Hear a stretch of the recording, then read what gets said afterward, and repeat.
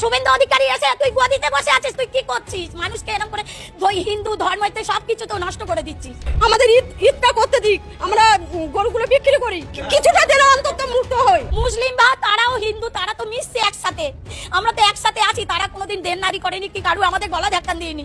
ওদের কুরবানিটা ওদের করতে দাও, আমরা বাঁচি। আমি ভ্যান থাকে, ভ্যান চালাই, আমরা এইভাবে বাঁচি, তাহলে আমাদের বাচ্চা কাচ্চা সব আছে, তাহলে আমরা কি করে খাবো, কি করে করব? বিজেপি সরকার এসে আমরা মানলাম ভালো হয়েছে, কিন্তু এ কি সর্বনাশ হচ্ছে।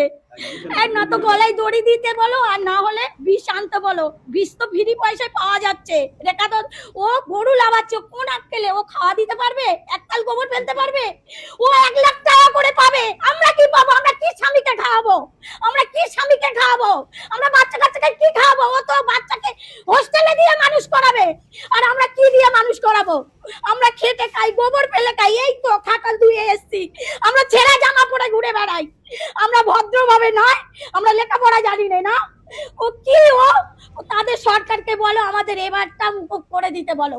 আমার 5 লাখ টাকা লোন নেওয়া, সব মহিলারা এসছে আমার বাড়িতে, এসে বলছে লোন শোধ করো। আমি কি করে করব? চলো আমার বাড়িতে কি অবস্থা, আমি কি করবো আমি ভেবে পাচ্ছি না। আমার স্বামী রাগে চলে ভ্যান নিয়ে বার হয়েছে বলে আমি কাটালে ঢুকবো না। কি করবো? আমার গরুগুলো খাওয়া দিতে পারি না, একটা তরফা বিচুলি আয়লা দেয় না। 3 লাখ টাকা আমি ভুষির দোকানে, চলো আমি তোমাকে দেখাচ্ছি, খাতাপত্র সব বার করে রেখে দিয়েছি। আর রেখা দিদিকে বলো তুমি জিতেছো ভালো হয়েছে, তুমি মানুষকে উপকার করো। মুসলিম বা তারাও হিন্দু, তারা তো মিশছে একসাথে, আমরা তো একসাথে আছি। তারা কোনোদিন দেননারি করেনি কি কারু আমাদের গলা ধাক্কা দিইনি। ওদের কুরবানিটা ওদের করতে দাও, আমরা বাঁচি। আর না তো এসে ওকে গোবর ফেলতে বলো, গোবর ফেলতে বলো। গোবর ফেললে তাহলে বুঝতে পারবে আমাদের কি অবস্থা।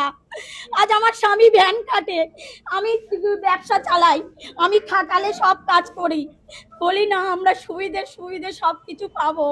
আমি কি করব এবার, আমি কি করব? আমার এই 5 লাখ টাকা ব্যাংকে দেনা, আরো বাইরে থেকে 3 টাকা করে 4 টাকা করে সুদে নিয়েছি 5 লাখ টাকা, তাতে কি করে মেটাবো? আমি কি করব? মোষ এনেছি মুদি, ও তো ফ্রি গরু দিতে পারতো বিহার থেকে, ও কেন ছেড়েছে? ও বিহার থেকে ফ্রি গরু দিতে পারতো তো, তাহলে তো সব ব্যবসাদার বেঁচে যেত যে গরু থাক।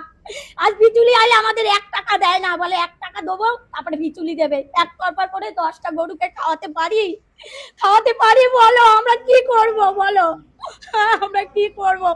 আমরা না খেয়ে ওকে খাওয়াই, আমরা না খেয়ে ওকে খাওয়াই, তাহলে আমরা কি করব? রেখাকে বলো, শুভেন্দু অধিকারীকে বলো।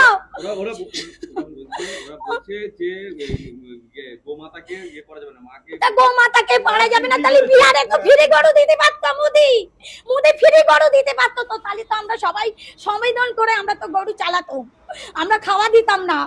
আমাদের পেটে, আমার মেয়ে একটা এত বড় 5-এ পড়ছে, তাকে 4-5টা মাস্টার, তাকে কি খরচা দেবো? আমার বৌমা কলেজে পড়াচ্ছি, তার লেখাপড়ার টাকা কোথায় থেকে দেবো? মুদিকে বলো।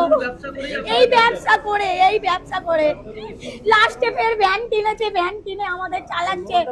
লোনের কাগজ, চলো আমি টাকা জমা দিয়েছি, এতটা কাগজ আমাদের লোনের টাকা সব রিসিভ দিয়েছি, চলো।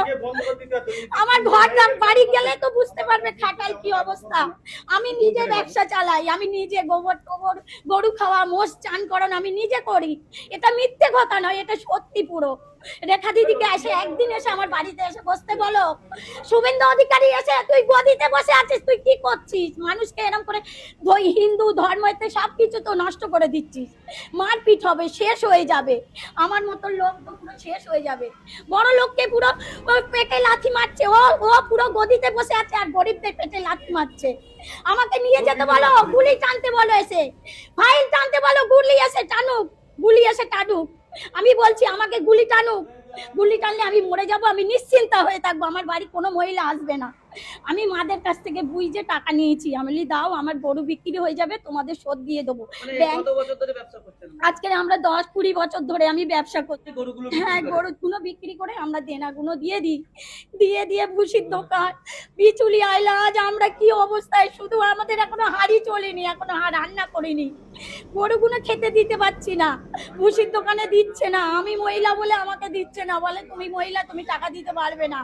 স্বামী বলে আমি এ দায়িত্ব নেবো না। না, আমি তো মানা করেছি। তাহলে আমাদের একটা আমরা মুখ্য মানুষ, আমরা কোথায় চাকরি করব বলো? ক্ষতি হয়েছে, ক্ষতি হয়েছে। শুভেন্দু অধিকারী এসে তুই গুয়াহাটিতে বসে আছিস, তুই কি করছিস? মানুষকে এরকম করে ওই হিন্দু ধর্মতে সবকিছু তো নষ্ট করে দিচ্ছিস। আমাদের ঈদটা করতে দিক, আমরা ব্যাংকে চলো, এই বিক্রি করি, কিছুটা যেন অন্তত মুক্ত হই। মুসলিম বা তারাও আমরা জয়না পড়ি একসাথে, আমরা তো একসাথে আছি, তারা কোনোদিন দেনদারি করেনি কি কারু আমাদের গলা ধাক্কা দিইনি। ওদের কুরবানিটা ওদের করতে দাও, আমরা